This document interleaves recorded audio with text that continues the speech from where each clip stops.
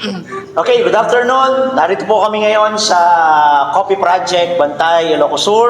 And this is Pilgrim Talks.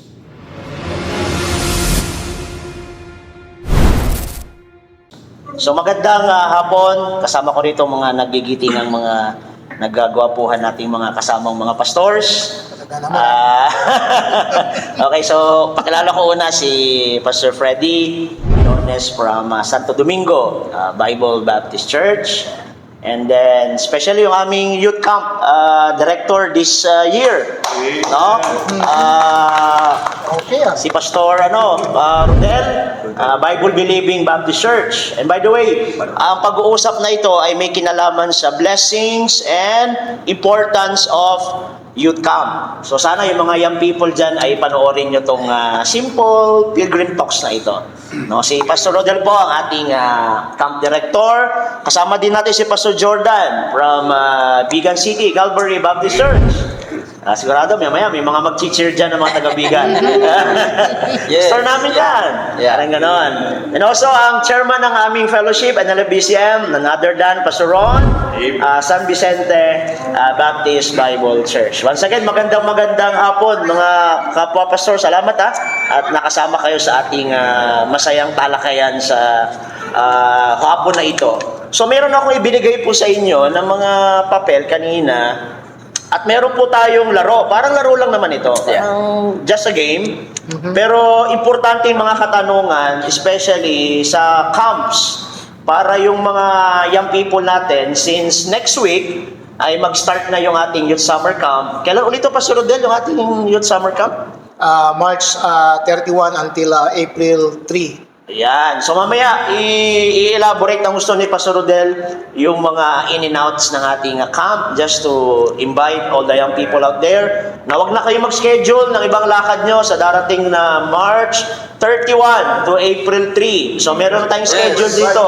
Meron tayong youth camp. Okay, so may mga questions kami dito na may kinalaman sa youth camp. So binigyan ko sila ng mga papel at bawat isa sa amin magtatanong at sasagutin namin lahat yung mga questions na yan. Okay? So, pangunahan ko na since ako ngayon ang narito from left to right. Ayan. So, magtatanong ako.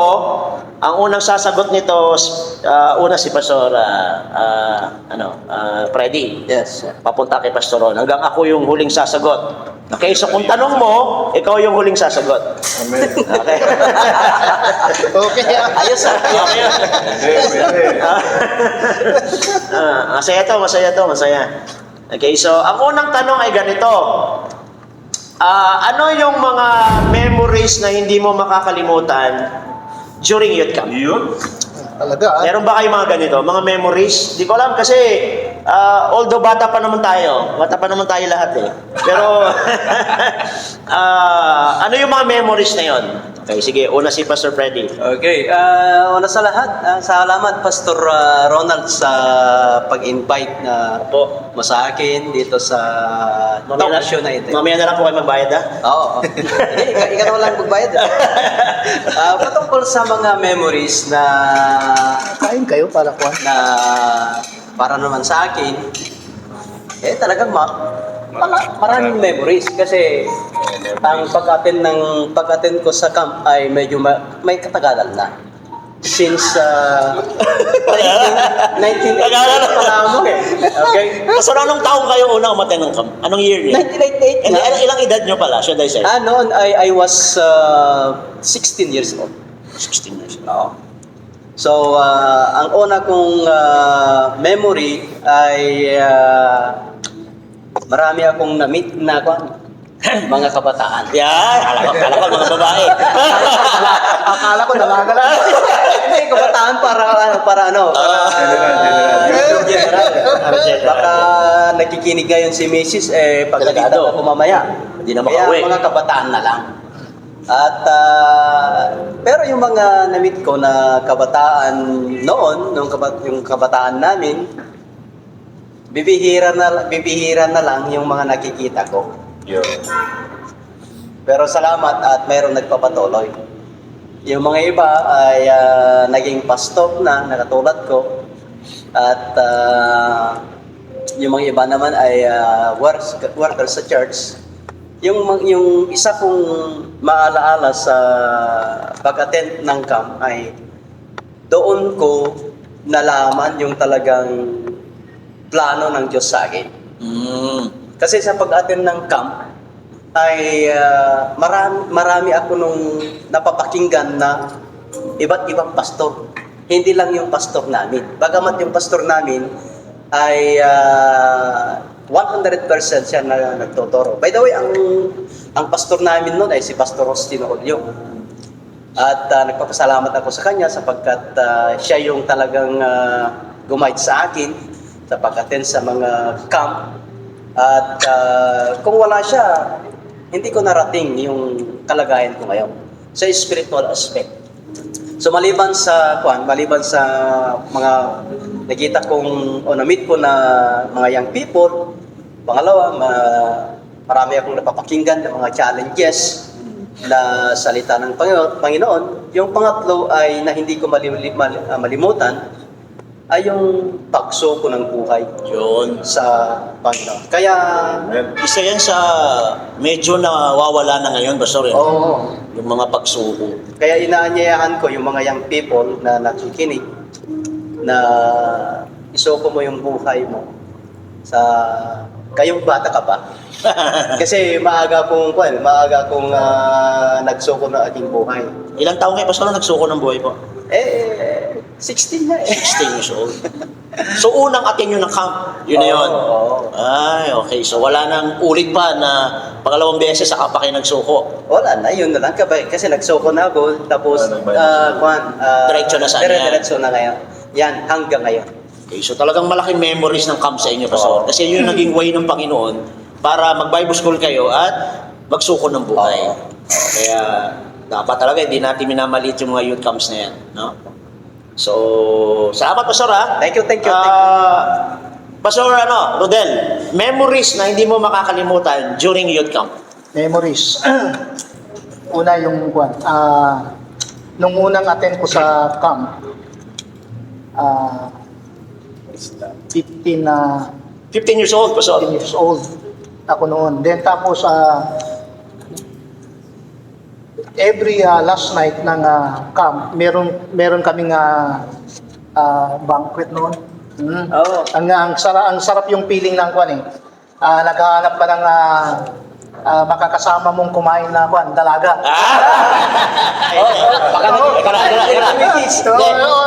Huwag na lang pangalanan.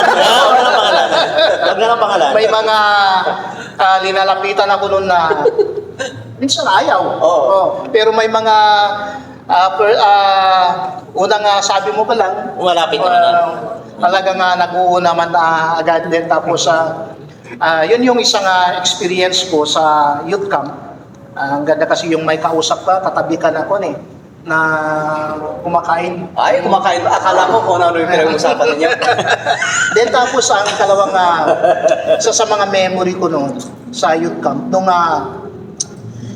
si Pastor Tisa yung Speaker. speaker. Sa Solveig yan. O sa Solveig. Oo, yan. Pastor Pisa sa Ilocos Sa Norte. Ilocos Norte, Pastor. Opo. Doon ko sinuko yung buhay ko. Nag-forward ako sa message niya. Maganda kasi yung message niya noon din. Tapos talagang natouch ako. Sinabi ko sa Panginoon, maglilingkod ako. And tapos hanggang isa yung ginamit ng Panginoon para mag-Bible school ako, kaya pumunta ako sa DEI noon, Pastor Freddy. Yeah. Pero hindi ko natapos din. Tapos Pastor, ulit po, saan po yung Bible school na pinuntahan nyo na? DEI Ano po ibig sa sabihin San nun? Nicolas, Baptist Evangelical. Baptist Evangelistic Institute, Pastor. Institute. Pero hindi ko natapos, 1 sem lang, Pastor. Then tapos after 5 years, umaten ako ulit ng youth camp. Si Pastor Don Altura ang ginamit ng Panginoon sa youth camp. Missionary sa India Missionary yan. sa India. Opo. Then tapos doon bumalik ako mag-Bible school doon sa Pines City Baptist Bible College. So hanggang nagpastor ako, Pastor. So yung youth camp ay ginamit ng Panginoon para encourage ako, then tapos doon ko sinuko yung buhay ko sa Panginoon. So yun ang memory ko sa Salamat, Pastor. Talagang ang Memories. youth camp, no? Isa ito sa producers ng mga pastors. Yeah.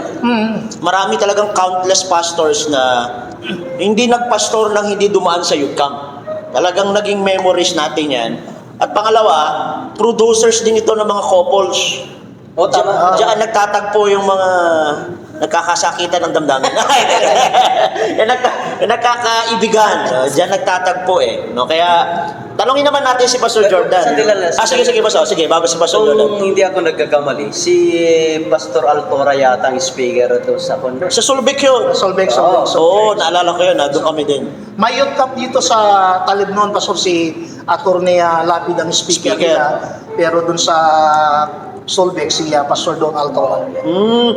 Kasi ibig sabihin, sabay yung camp nung dahil ng panahon na yun. Sabay. Sabay. Si Pastor Altora noon, ikaw kinakasama namin pa lang sa 1988. Doon sa Solot. Umatin din sila, no? Si Pastor Tura ay produkto ng Pines. Pines, Pastor. Na doon kami, worker pa ako nung nag-camp doon. Hindi ko rin makalimutan yung message niya kasi sabi niya, every time mag-preach siya, hindi siya kumakain. Nag-fasting talaga siya. Kaya napaka-effective ng preaching. Hindi dynamic, pero Hindi siya dynamic, Pastor. talagang kakapit sa'yo. Yun, yung maaalala mo dun sa preaching na yun. Talagang kwan eh. Malupit. Salamat, Pastor Rodel. Pastor Jordan naman, ano kayang... Pastor, meron ka bang mga memories na hindi mo makakalimutan during youth camp days? Anak ng pastor. Anak ng pastor. By the way, opo, si Pastor Jordan po ay pastor's kid. Marami karanasan talaga to. Sobrang dami po. Pastor,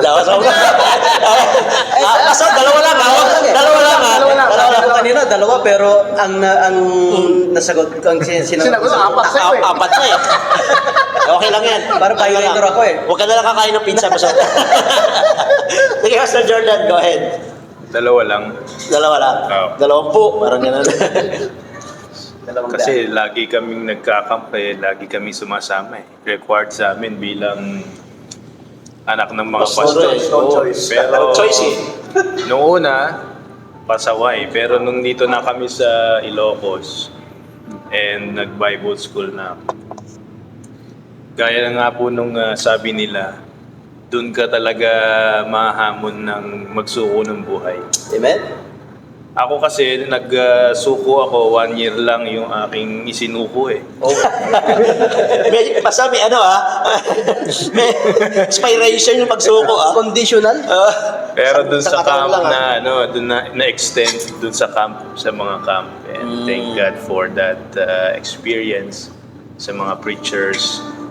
Hindi ko na maalala yung pastor Tagalog din siya and I think Raynon yung ano niya yung Saan camp ito, Pastor? Dito rin? Sa Ilocos? sa Corimao sa Bataan. Sa Corimao. Kasi nag-aral po ako sa ILBBI, Ilocandia Liberty Bible Baptist Institute. kay La Pastor Sam Rafael Separado. And lagi akong napapasama sa camp kahit mag-isa lang ako noon galing dito sa Sur. So yun. And doon talaga mahasa yung yung mga sa ministry, and then doon ka talaga rin magsusuko ng buhay. And yung isa pong memory, of course, dito nasa Taleb. Na-meet mo? Meron kang na-meet? Wala na. Nakita niya. Nakita niya, siyempre. Naspatan na Naspatan. Doon naging ako noon naging youth, parang leader sa Group leaders. group leader. Ang kalaban ko naalala, ang si Pastor Ron yung camp director. Pala director. Anong taon yan, Pastor? Hindi ko naman. Pero 2000 na yan, 2000. 2000. Kalaban ko noon na leader si Pastor Alan na ngayon. Pastor Alan. Sila nanalo, second lang kami. Mga 2009 siguro yun. Nandito na kami noong 2003 kami. Pero ang naate na naming camp, Norte, may naalala ako noon na kanya-kanyang luto sila. May dalang LPG, may dalang... Sila yun. Sila yun doon. Wala kaming pagkain kasi akala namin mag-register kami para makakain kami. Yung pala kanya-kanyang luto. Kanya-kanya. Saan po. kayo kumain? Sa labas. Hindi, may mga nakakilala si Pastor Peter that time ng mga pastor na isiningit kami doon sa ano nila. Ako Maganda rin po, yun. nakikisingit din po kasi mag-isa lang. Isa lang. Yung mga kaibigan kong sa mga church. Kada camp iba yung church na kinakain. Kinakainan. Okay Parang naka-Vikings lang, may kanya-kanyang buffet Yun nga, yung talagang benefit, maganda. And doon talaga ma-develop maging yung relationship mo sa iba. Developing relationship mo sa iba. Hindi, ito. Sa- Christian to Christian. Brotherhood, sisterhood. And doon din, siyempre yung na-develop yung relationship namin ng asawa ko ngayon.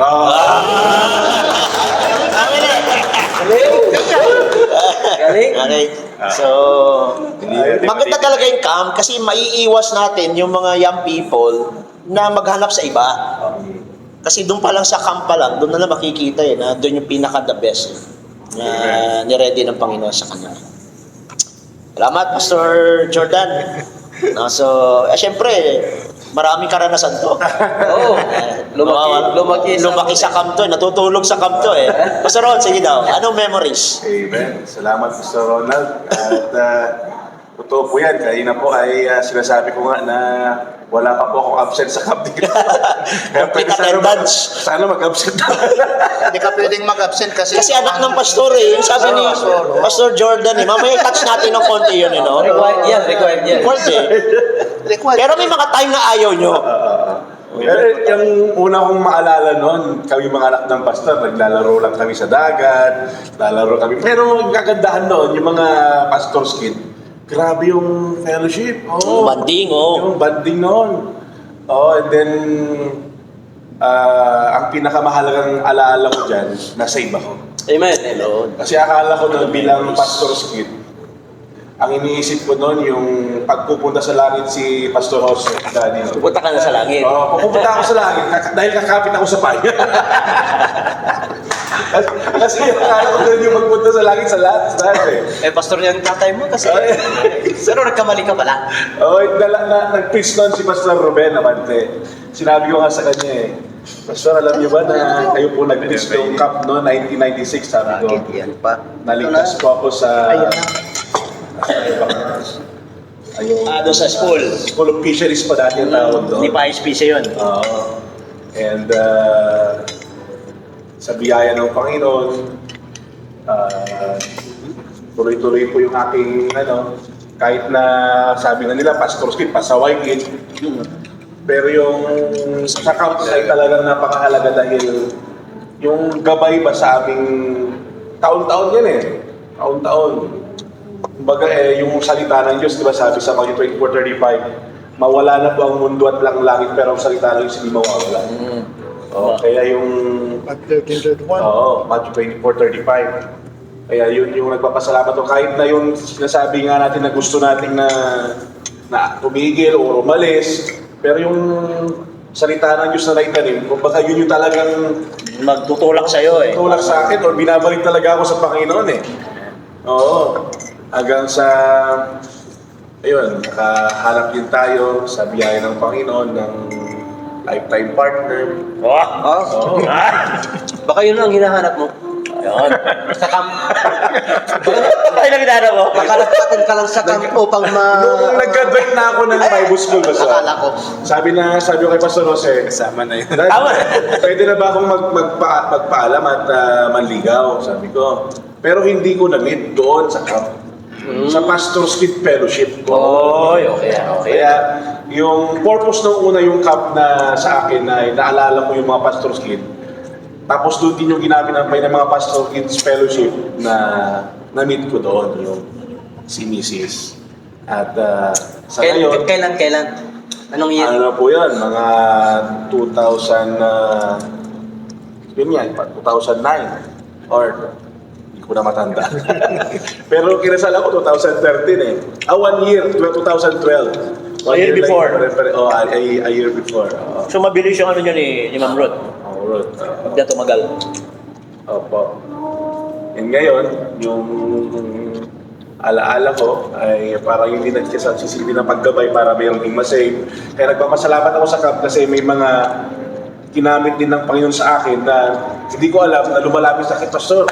Nasave ako sa CAP dahil sa inyo may mga galing lumalapit sa Yun, no? akin. Yun yung mga Tama yan, tama. blessing. Yung bunga natin dahil sa CAP. Tapos naging pastor na rin. Tama. Hindi natin na mamalayan na parang bata pa tayo, Pastor Ronald, pero parang ang dami ng alaala na Oo nga eh. nagiging bunga natin talaga. Oo. Kaya, mahalaga talaga yung camp actually. Opo. So Ron, salamat at least may dalawa tayong mga pastor's kid. At least may boses dito. Sana mapanood ni Ron James to eh. Siyempre, pag anak ka ng pastor eh, parang hindi ka maka-no eh. Parang lagi yes na lang, but deep inside, minsan may mga ganun ding setbacks, no? So, Ako rin eh. Meron akong kids na anong... Oo, tapos pastor, yung mga anak niya. Sana kung nanonood yung anak ko, remember yung nagsuko ka noon. Yeah! Alam ko, remember yung mag-commit ka. Nagsuko siya. Ang ano kasi, yung anak ko kasi nagsuko noon. At meron siyang kapwa young people na in-challenge niya na magsuko din. Yung kinalas yung anak ko na magsuko, siya na ngayon ang pastor. Si Pastor Romeo. Ay, siya ang ginamit doon para i-challenge niya ng gusto ng buhay. Yung anak ko dyan sa Talipton. Oh, blessing ah. Oo. Alala. Bakit may mga ganun minsan eh? May mga ganun. Ako naman yung memories ko, save na ako nung umattend ako ng camp. Kasi na-save ako 2001 eh. Pero yung isa sa mga na hindi ko makalimutan, nung umattend kami ng camp sa Pangasinan, ang speaker yung aking pastor. Mga Bible student kami noon na. Tapos ang tema ng camp, Wanted God Servant. So dinala kami doon sa mga dorm ng mga boys. Walang electric pa, tapos yung walang provided na na beddings. So paghanap pa kung saan ka matutulog kung gusto mo. Tapos kinaumagahan, siyempre mag-ready ka, maligo, mag-prepare. Walang CR na provided para sa mga lalaki. Saan ka nagsiya? Yun yung catch. Meron palang malapit doon na balon, kaso kailangan alas 4, alas 3 na madaling araw, maligo ka na. Kasi may mga dumadaan doon. So yun ang isa sa mga napakaraming camps na pinuntahan ko na hindi ko makalimutan. Na in line doon sa tema, Wanted God Servant. Na talagang isa yun sa nakakamiss kasi training, parang boot training eh. Na pag sa camp ka, do not expect comfort. Kasi siyempre tinitrain tayo doon. Tama. Yun yung mga na-miss ko nung time na yun na kaya pag may mga camps, hindi kami sanay nagro-rooms eh. Basta may mga upuan, Ayos na yun. Ayos na yun, di ba? Oo. Tulog na yun doon. So yun yung mga alaala sa camp na hindi ko nakakalimutan. So blessing yun eh.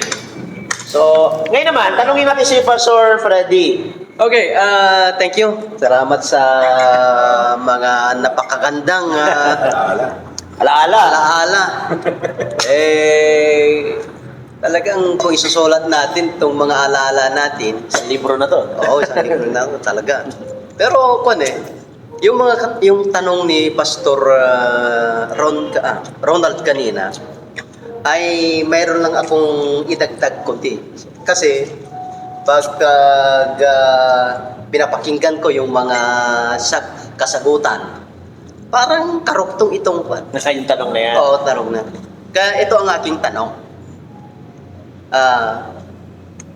Magbigay nga kayo ng isang kahalagaan ng youth camp.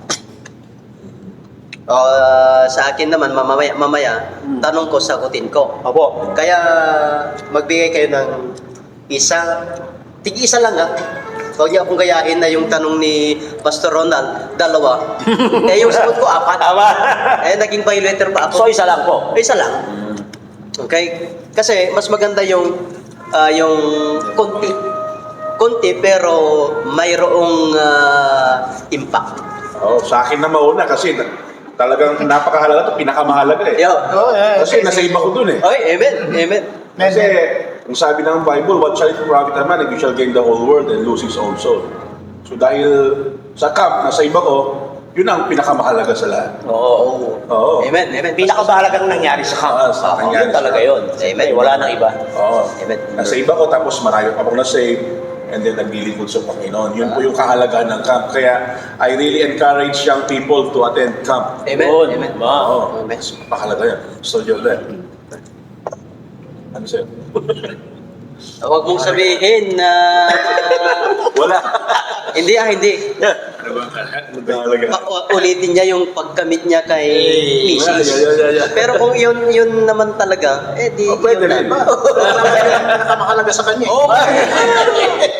Kasi nung umattend ka ng camp, Pastor, save ka na. O sa camp ka rin na save, tulad ni Pastor Ron. Hindi ako na-save sa camp. So, save ka na Save. bago umattend ka. Sa school ako na-save. Tsaka mahalaga rin pag dun sa camp, ma-meet mo talaga yung lifetime partner mo. Diba? Some way, although hindi lang, kasi Pastor Ron, iba sa pastor's kit nyo na tagpuan. So, Pastor, ano yung isang mahalaga? Isa lang na po eh. Kung pinakamahalaga, of course, yung Sa camp. sa camp. Yung unang sinabi ko kanina. Yo. Sabi niya. Nalayo pa ba tayo? Nalayo ba tayo? Kaya connected din eh. Kaya Yung mga memories. Kaya yung mga memories natin, connected Ibig yan. sabihin, yung mga campers naghahanap din ng magiging lifetime partner sa camp. Karamihan naman yan eh. Nag-attend para may tinitignan pagkatapos ng camp, pinapasya. Mas okay na kaysa sa labas sila maganap. Kasi minsan sa church, parang, lalo na pag maliit na church, kung konti lang, walang masyadong choice. Oo, no choice. Kaya, pag may camp, mas maraming church, mas maraming choice. Okay, mahalagang bagay. Pastor Rodel, sa inyo po? Nung matin ako ng camp, first time, save na kasi ako Pastor. Opo. So, ang pinakamahalaga sa akin sa youth camp ay doon ko sinuko yung buhay ko sa Panginoon. Amen. So, yan. Yun lang. Kasi ako, naman ang Pastor, tanong. nung umattend kami ng World Congress sa Cebu, bago pa akong save nun eh. Pag uwi namin, suko rin ako ng buhay. So parang the same scenario eh. Karamihan sa atin, ganun yung ginagawa ng camp. So hopefully, yun yung mga nakakamiss sa panahon ngayon. Yung sabi nga nung isang nag-preach, parang iba na yata yung spirito ng camp kasi parang wala na yung mga ganong mga nagsusuko ng buhay, susurrender. Pero ito, paalala lang naman ito. Hindi naman natin kinukonvict o para sabihin na hindi na maganda yung mga nangyayari sa camps ngayon. So, sinishare lang naman natin yung mga magandang nangyari sa atin na karamihan gano'n, nakahanap ng lifetime, na-save, nagsuko ng buhay. So, yun po yung... Sana ganun ang mangyari sa camp natin. Opo. Mga magsusuko ng buhay. Sana. Amen. Opo. Amen. Amen. Pag-pray po natin yun. Dapat na pag-pray natin. Maalala ko, sir, parang wala tayong camp naman na wala pang nasa-save eh. Meron naman actually. Meron. Marami pa Pero ang nawawala kasi ngayon, Pastor, yung mga nagsusuko ng buhay. Yung Yeah. mga walang mag-aaral ng Bible school, magpapastor. Okay, may yung fear. Sabi nga nila, yung nag-aalanganin, baka ano mangyari sa amin, baka di kami mabuhay. Ganon. Okay. So, tanong mo, sagot mo. Tanong ko, sagot ko. Bakit mahalaga? Mukhang doctrinated yung sagot na yan, ha? Kung minsan nga, ang hirap sagutin yung sariling Kung tanong tanong. ngayon. Theology teacher yan. Ayan, syempre. Syempre naman. Syempre naman. Para sa akin naman yung di ba pag nag-attend tayo ng camp at ang dami kasing ang daming pribilehyo, ang daming preacher, ang daming activity. Ang tanong ko sa aking sagot ay doon ko nakikilala ang aking sarili. Kung ano yung talagang plano ng Diyos sa akin. So, yan yung sagot sa tanong niyo po. Oo. Kasi iba yung atmosphere, yung yung camp. Kasi bilang isang young people, ang dami kong na-encounter na kung ano-ano sa mga kabarkada. Pero pag nag-attend ka ng camp kasi, dito mo masasaliksik ang sarili mo. Kung yung talagang mas maganda na lifetime na kalooban ng Diyos para sa aking buhay. Kaya para sa akin, mahalaga sapagkat dito ko nakita yung purpose ng Panginoon sa aking buhay. Meron bang instances, Pastor, na mga camps? Siyempre, di ba nag-i-invite tayo ng mga unsaved? Number one purpose yun. Na may mga unsaved na umaten sa camp, nagdadala ng alak, nagdadala ng sigarilyo. Yung mga ganyan ba kayong mga... Oo. Noon ay para sa akin naman, kasi pag sa camp, ay bagamat hindi natin naiiwasan kung minsan yung mga umaattend sa camp, hindi naman natin sila masyadong nakilala. Opo. Pero sa camp ay strictly prohibited yan. Yes, tama po. Taon-taon yan, di ba? Pinapaalala Strictly natin yung mga prohibited. campers. At marami pang nababago ang buhay nila sapagkat halimbawa yung isang kabataan na pasaway, meron siyang bisyo. Doon niya napapakinggan na bawal pala ito. Pag umuwi na, nagtataka yung mga parents. Hindi na nag-inom. Bakit? Kasi Sisipag na. meron silang napakinggan. Okay. Amen. So yan po yung halaga ng camps talaga. Oh, yeah. Nabibigyan ng tamang impormasyon ng mga kabataan natin. Opo. So, Pastor Rodel, kayo naman po. Okay. Ano bang katanungan niyo para sa amin ngayon? So, ang tanong ko naman sa atin, bakit naging blessing? Paano naging blessing ang youth camp sa iyo at sa church natin? So, minsana na. Misana na po. Oo, minsana na. So, hindi na kami ikot sa'yo mamaya. Ay, hindi, para mamaya, mag-advertise ka na sa natin, sa youth camp natin. Amen. So, paano naging blessing sa'yo, personally, ang camp? And then, paano ito na-transmit sa church? So, Jordan, mas malapit ka dyan. Ako sana ako. Sige, Pastor Freddy, sige. Pastor Freddy. Sige po. Tigyan nyo yung kuya nyo. Pwede naman natin bawiin. Pwede naman natin bawiin. Oo, pagbigyan nyo naman ako. Kasi this is my first time. Yung blessing sa pag-attend ko sa camp ay di ba yung sinabi ko kanina na doon ko nakita yung buhay, yung kalooban ng Diyos para sa aking buhay. Marami akong na-encourage na kapwa kabataan noon na umattend din sa camp. Yung pag-attend nila ay naging encouragement sa akin. At yung encouragement naman sa akin, sa aming church, doon ako ginamit ng Panginoon. Okay, doon ako ginagamit ng Panginoon. Kasi, hindi naman tayo pwede gamitin ng Panginoon kung hindi natin isuko ang ating buhay. Definitely. Hindi naman tayo maging hindi naman tayo bigyan ng ating pastor ng isang trabaho kung hindi nakikita yung pastor natin na pwede pala itong maglingkod. Kaya ang ibinigay sa akin ni pastor noon na una kong ginawa sa aming church, song leading. Yan lang.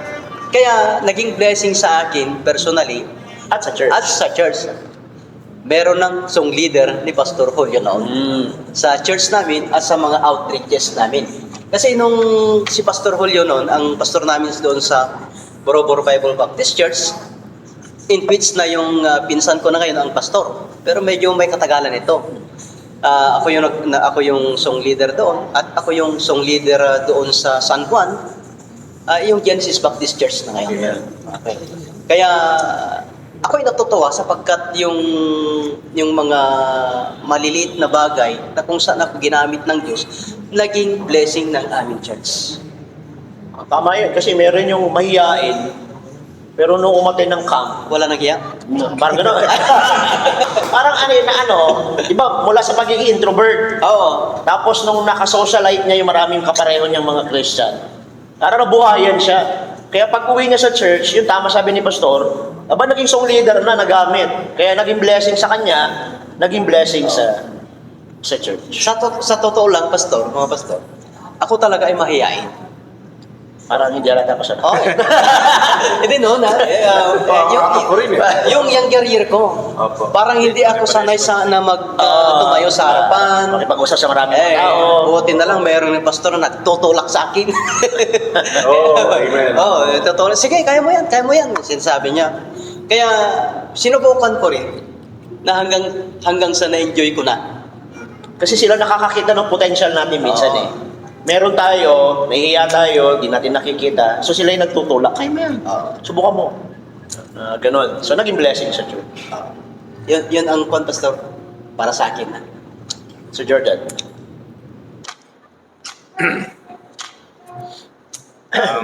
Of course,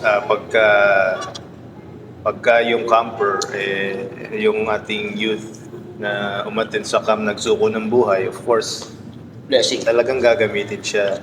Magagamit siya kung saan siya church na ano. And another blessing is pagka may mga invites na unsaved, mga friends, isa rin yun na way para madagdagan yung bilang Oo. sa church. And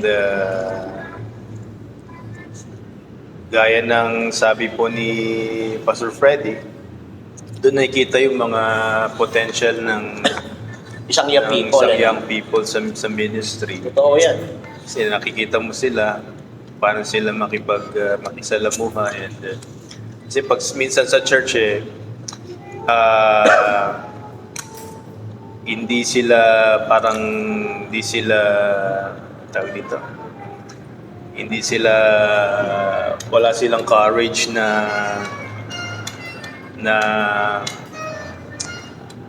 mag-decide na maging part ng isang ministry. Kasi until makita nila yung ibang mga kasama nila. Oo, na pwede pala na itong si Kaya naman pala. itong si ganito Kaya. nagtatrabaho, kaya naman. Yun. Tama. Mas magaling ako naman sa kanya. Itong si ganito wala namang talento, sabi nila. Oo. Totoo yun, Pastor, totoo nagagamit, yun. oo. Ngayon, ay bibigyan sila ng So kaya pagbalik sa church nila, blessing na sila sa church. Blessing sa kanila, lumabas yung kanilang potential na gamit. Naging blessing pa sa church. Oo. And Kaya naalala ko din noon, yung mga panahon na, sabi ko, bakit kaya yung mga pastors, pag camp, nung bago-bago pa kami, isipin mo sila, yung gagastos lahat, di ba? Papundohan mo yung mga young people mo. Although parang hindi ko maintindihan, sabi ko, ba't kailangan nilang gawin yon? So yung pala yung outcome, kasi magiging blessing sa church, at magagamit sila sa gawain. Magiging katuwang sa ministry. Kaya nagpapasalamat tayo sa mga nagsiunang pastor natin. Yun, tama. Sakripisyo sa atin. Sakripisyo sila. Nakita natin yung mga sacrifice nila. Invest na gamitin nila sa Sarili nila. sarili, pamilya. Kasi dalawang kasi ang pamilya nila Yung Kanilang sarili. Oo, at saka yung church. Talagang matinding panalangin ang kailangan din. Kasi iba yung kabataan ngayon. Minsan, instead na maging blessing yung tulak, na-open pa. Open pa. May mga ganun, depende sa ano. baka napalakas tulak na. Baka nasubsob. Napalakas yung tulak kaya ibig na maging Nasaktan kasi. nasaktan. Anyway, may mga ganun minsan May mga ganun. Pero sa akin, totoo yun. Sinasegundahan ko na lang yung sinabi ni So, Freddy. Pastor Pe. Talaga nagiging active.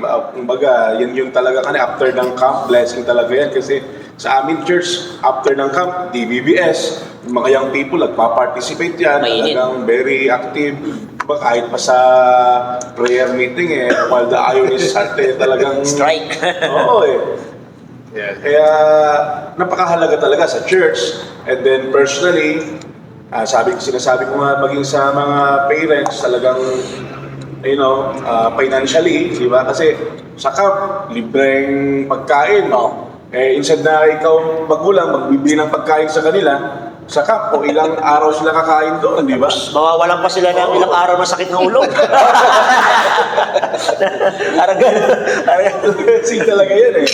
Oo, kasi instead na, sa kayo, sa panahon ngayon, cellphone lang sila lagi. Ay, sa camp talagang doon sila mas lalong mag-bonding. Oo. Sabi ko, hindi na dapat tayo maging isolationist eh. Minsan masyadong isolationist tayo eh. Kasi kahit ako rin po introvert din ako eh. Nung mga unang nag-aaral din ako sa Bible School, mahihayin ako. Mahihayin talaga. Hanggang sa dahil sa camp, kahit tayo mismo ay... Kasi ganito eh, Pastor. Oo. Kasi una sa lahat, alam nila na ikaw ay anak ng pastor. Kaya yung mga kabataan, kayang-kaya niya ito. Oo, kasi anak ng pastor Anak yan. ng pastor yan. Parang inisip nila, yung kakayahan ng pastor, ay yun na rin yung kakayahan ng anak. Parang Parang ganun. ganun ang dating. Oo, kasi yan eh, pagka anak ka ng pastor, naging leader ka. Oo. Kaya kahit mahiyain ka, Pipilitan ka talaga. makikita ka naman. Pero naging blessing sa akin yung basta. Kasi personally, lalong lalo yung nakita ko yung pagtaas ng level ng spiritual life ko sa youth camp eh. Alam mo sinasabi ng mga tandang pastor, kasama rin si Pastor Pedro yan. Mami, edad. Sabi sa akin, kasi youth leader na ako noon. Oo, Pastor pastor na siya nun. Sabi, kaya mo yan. Lagi na, kaya mo yan. Kaya nga nung naging youth leader na sila, Pastor Jordan, din, naging director ako, sila sabi, kaya nyo rin yan. Parang, Pinupush parang iisa lahat ng mga pastor, no? Yung minsan, tinitingnan mo yung young people, minsan nagdududa ka rin. Pero ang sasabihin mo lang, kaya mo yan. Parang gano'n. Ganun lang eh. Parang gano'n eh. Tignan mo, ang sa simpleng salita, kaya mo yan. Oo. Parang ganun lang. Sabagay nasa Bible pa sorry, di ba? Death and hell are in the power of the tongue. So mahalaga talaga yung i-inspire natin sila Kaya sa... salamat Pastor Freddy ha, grabe. Kasi talagang doon po ako personally talaga na parang layo ko napapakinggan yung salita na yan na kaya mo yan. Kaya Kahit na ang hirap maging youth leader kaya. Ang hirap kahit Alam ko, pura pasaway yung mga... Oo. Tapos ang hirap pagtawag. Ang hirap practice na tayo. gising ng umaga. Di ba? Ang hirap yung wala ka ng kasama pero sige lang, pinupush mo rin yung sarili mo eh. Kaya nagpasalamat ako kasi yun din yung nagtulak sa akin para dumating sa level na kung saan po ay pagdating na ako naging pastor, nakikita ko rin sila na, oy, nagirito na rin. At least, hindi ka nahirapan. Maganda yung training mo. Maganda rin may nagtutulak. Tulak talaga. Kaya hindi kasalanan yung pagtutulak eh. So, Ginagamit yun eh. Sa akin, bukod sa spiritual, yung personal development sa camp.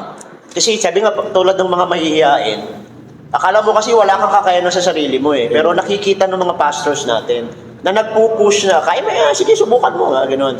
Mga simpleng salita pero lifetime yung impact sa buhay nating mga young people. Kaya itong young people young youth camp natin na parating na to, malaki talagang gagawin nito sa buhay ng mga kabataan. Amen. Mula noon hanggang ngayon, since isa lang naman yung Diyos natin kumikilos. So salamat sa tanong na yan, Pastor Rodel. So this time, Pastor Jordan naman ang magtatanong sa atin. Yung tanong ko po parang nasagot nyo na rin eh. Oh. Eventually, ganun talaga eh, no? Nasasagot na rin eh. baka tinupya mo kung itong tanong ko. Hindi naman. Kasi ang tanong ko po, kasi given na yung spiritual benefit, Oh, number one. other aspect naman, and Oo. parang nasagot na social, tas yung personal development, ano. Parang ganun na rin po eh. Additional sa iba, Pastor Freddy, sa inyo po. Bukod sa spiritual, sabi nga ni Pastor Jordan, given na yon. Oo.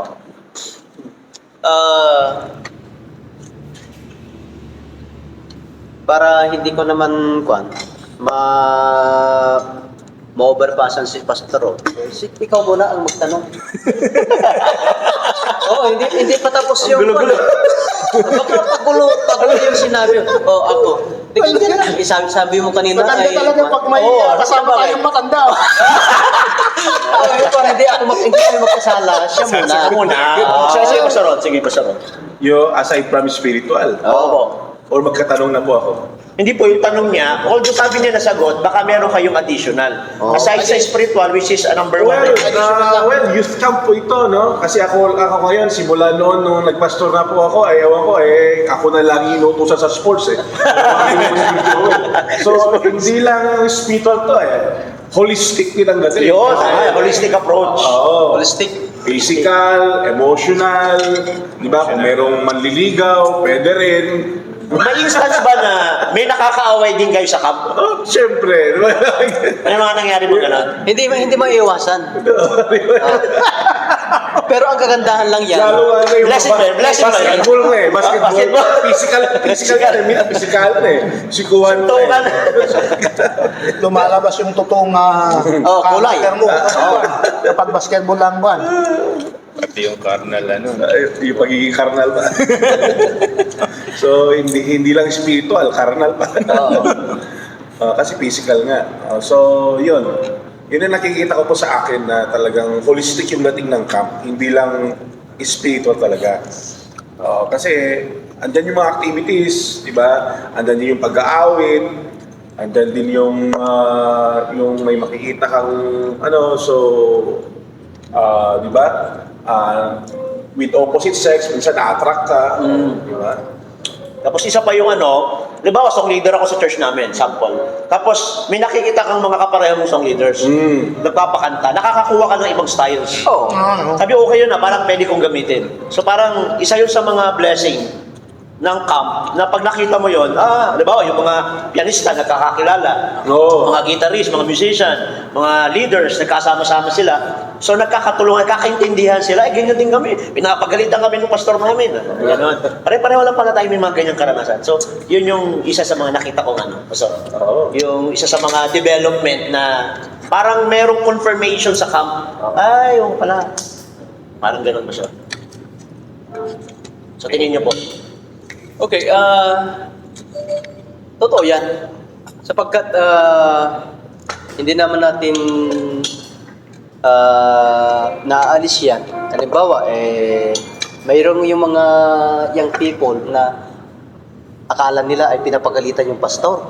Oo po. Pero pag umaten sila sa church, parang ito yung sermon ni Pastor noon na. Akala ko, ako lang ang pinapagalitan. Dito, tama pala yung sinasabi ni Pastor na dapat confirmation. Hindi pala, marami pala kaming nasasaktan. Kaya bagamat nandun, nagpapasalamat sila sapagkat kung minsan yung mga young people natin, akala nila personalan sa preaching kasi parang dating minsan. Pero pag yung mga ibang pastor ay nag-preach, doon na ko-confirm yung talagang preaching of their pastor.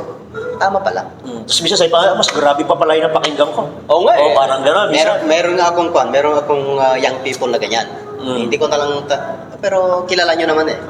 Si Brother Jemar, nasa Baguio ngayon eh. Nagtatrabaho siya. At the same time, mayroon din siyang, ginagamit din siya ng Panginoon doon sa Baguio. Sa church na natin na niya. Sabi niya sa akin, no, Pastor, paragi akong nag-attend sa camp. Akala ko, pinapagalitan mo ako. Pero nag-attend ako ng camp, palagi ako nag-attend ng camp, hindi ka pala nagagalit. Reminders pala. Yun. Kaya, para sa akin, nawala yung bad impression ko. Instead na bad impression, good impression na. Sa umpisa kasi may mga young people na hindi pa kagad nakikita yung blessing ng camp. Yung pamamwersa, naku, pastor, may schedule kami pupunta na iba, parang pinwersa kami sa camp, parang gano'n. But later on, yun, naintindihan nila yung blessing ng camp. So Ron, question. Ang question ko, bakit pag tumatanda, Kakaedad. kakaedad? Diba?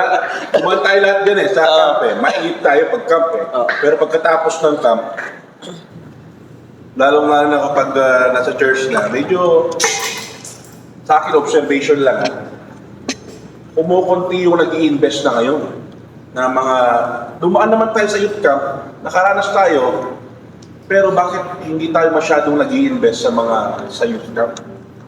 Sa mga young people? Maganda, yes, maganda. Merong nag-i-sponsor. Pero pagdating sa church natin, napapansin ko, mga adult, parang suskada lang, gano'n na lang. Siguro in some ways, Pastor, may mga adults tayo sa church na hindi nakaranas ng camp. Pwede. Maaari, number one, isa. Oo. Or, I don't know, with Pastor Freddy, sa experience kasi mas marami siyang karanasan. Bakit daw na yung mga adults sa church ay parang ang baba nung percentage nung investment nila when it comes to young people, wherein sila yung susunod na generations. Ano sa tingin niyo, Pastor, ang ano? Una sa lahat, tama yung sinabi mo na meron yung mga adults na hindi nila naranasan. Pangalawa, ay kung minsan na hindi naman lahat na parents na hindi nila nakikita yung importansya, yung camp. Yung camp. Pero yung mga iba naman na parents, well, in fact, marami yung mga parents na sila yung nag-i-sponsor na para makadalo lamang sa camp. Tapos meron naman yung mga hindi nakaintindi, kung minsan ay parang gastos. Oo, yan, ganun. Parang inaanuhan lang natin sila, kinukwartahan, Oo. parang ganoon. Pero sa totoo, yung karanasan natin at yung mga karanasan ng mga ibang adults, nakita namin yung talagang kaming mga mas matatanda kaysa inyo, yung nag-invest kami sa mga kabataan at napakasaya na tignan yung mga... Lalo pag may bunga pa siya. Oo. Nakita nila yung mga change lives, mga young people, nagbagong buhay. Kaya Suko. siguro pag may nanonood dito na May manood, sigurado mapapanood na ng mga adults natin sa church. adults sa Yeah. church ay Yes. dear fellow parents, Yun, encourage your children Yun. to attend the youth camp. Yun, tama. Not just only encourage them, bigyan nyo sila ng pera. Encouragement Ay, din yan. or encouragement. Kasi yung encouragement ay hindi lang salita Investment, di ba? Yeah, investment ang tawag natin. Oo. Kasi yung napapag-aralan yung mga bata, kung minsan, don't get me wrong, hindi nila natutunan sa kanilang sariling bahay. Iba yung atmosphere kasi sa camp eh. Tama. Yung katulad yung mga kasagutan natin kanina, kakaiba yun. So, ang youth camp is the extension of discipline. Opo. So, from the home Oo. to the youth camp. Yeah. Sana makita nila yun na hindi natin kayang i-provide lahat enough discipline para sa mga bata. So, we need this program and activities. Sabi nga ni Pastor Rod kanina, holistic tayo dito. So, maturuan natin sila na pag-uwi ng bata, magtataka yung parents, hanggang gumising mo, nagliligpit na ng higaan. O, Oo. naghuhugas na ng pinggan. Oo. So, yun yung mga hindi nila napapansin na. Oo. Sa isang banda naman, problema, kaya siguro hindi sila nag-i-invest kasi yung mga young people naman, pag uwi sa kanilang mga tahanan, instead na maging blessing, naging burden. Oo. Yung parang walang nagbago. Sabi nyo, umatid ka pa ng camp, lalong naging worst. Maaring ganun, siguro ang nakikita nila. So ay parang nadadala sila na, ka na lang umatid. Mag-outing na lang tayo, parang ganun siguro. I don't know with others kung ano po yung inyong. So, Rodel. So, ang isa sa mga nakikita ko na kung bakit hindi nag-i-invest yung mga adult sa churches natin ay minsan ang isip ng mga Yeah. ng mga adult natin gastos lang yan. So hindi nila iniisip na Investment kapag gumagastos ka ay nag-i-invest ka sa Panginoon. At hindi nila nakikita na blessing yung pag-support nila sa mga young people natin. Kasi meron akong isang adult na kapag may camp, tumutulong din Pastor. Amen. So, Sa mga consistent campers yan, Pastor. ko. Amen. So, ang reason kung bakit tumutulong sa mga campers ay nakikita niya na blessing talaga yung youth camp sa mga young people dahil dito sila lumalago sa kanilang pananampalataya.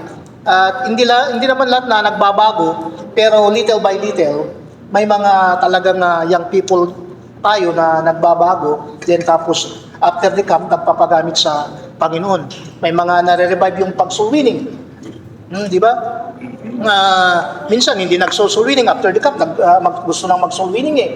So, Mainit. mainit sila. So, kaya yun siguro yung mga ibang reasons kung bakit hindi sila makapag-invest sa youth camp. Salamat, Pastor. So medyo ikakat natin ng konti ito. Anyway, yung ibang mga questions natin ay nasagot naman na kahit hindi pa natin tinatanong. Oo. Parang itong second question ko, binago ba ng youth camp ang buhay ng mga kabataan? Definitely marami. Oo, marami. Marami mga testimonies na ganyan. No, so isang malaking blessing siya. So any more additional pa before we conclude this Pilgrim Talks this afternoon? Bago natin tawagin si Pastor Rodel para i-advertise na po yung ating nalalapit na youth summer camp. Any more final word, Pastor? Short final word, Pastor, and then tuloy-tuloy na tayo. Okay. Yung final word ay napakahalaga yung camp, Pastor. Napakahalaga. Kasi yung mga sinabi natin kanina, not just only a theory, pero yun ay talagang naranasan natin. At ang camp talaga ay dito nagsisimula yung talagang, bagamat disciplinaryan naman na yung mga young people natin, pero mas lumalalim yung relasyon nila sa Panginoon. So yung talakayan natin naman nito ay napakahalaga sapagkat ito yung isang paraan na yung mga kabataan ay matulungan natin sila. Yeah. Mayroong kasabihan. Ang mga kabataan, Pag-asa ng bayan. pag-asa ng bayan. Kahit pa paano, yung mga young people natin ay matulungan natin sila na maging pag-asa Ng church. ng church. Saka ng community, syempre. Oo. Extended to the Oo. community. Na instead na yung mga young people natin ay nandyan sila sa kung ano-ano, magkaroon sila ng ibang idea. Pag tignan mo yung mga kabataan ngayon ay kakaiba. Pero tayo pa rin ay naniniwala na pag ang Diyos ang kumilos ay walang imposible. So, magko-commercial muna tayo, magka-cut tayo, then next episode tayo. No? So, konting relax muna tayo, mag-commercial muna tayo. Magbabalik po ang Pilgrim Talks.